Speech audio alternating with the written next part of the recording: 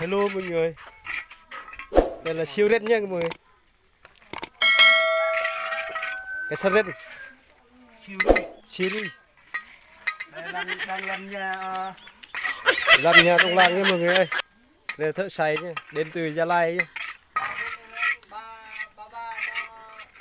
Đây, làm nhà mắc khiết.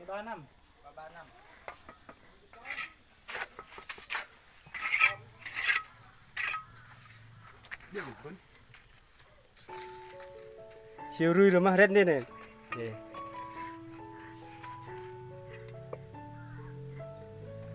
Thuê thợ bên Gia Lai. Lấy kết quả. Được chút.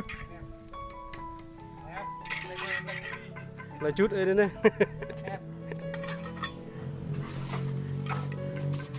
Ơi nên thợ bê tê nghề này này.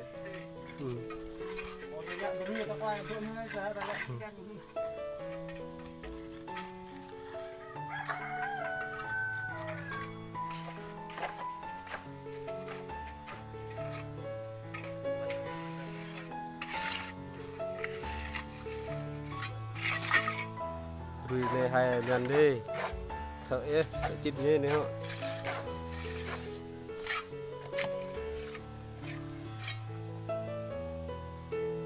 ơi đi luộc mình sang chăng nó nhân dạo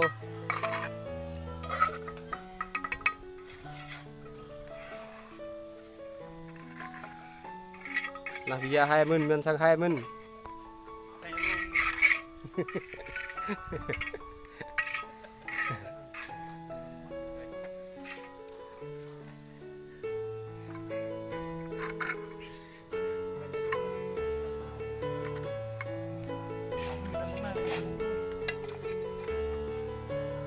phải làm chín nữa bạn bữa đam lý thao lý vị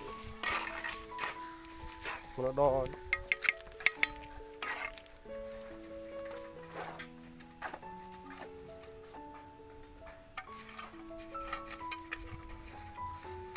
anh này thợ cày chết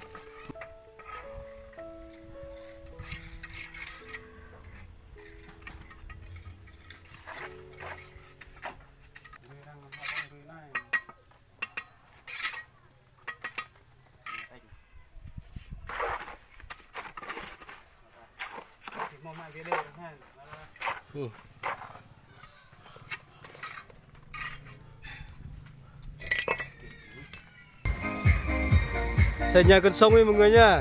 Đây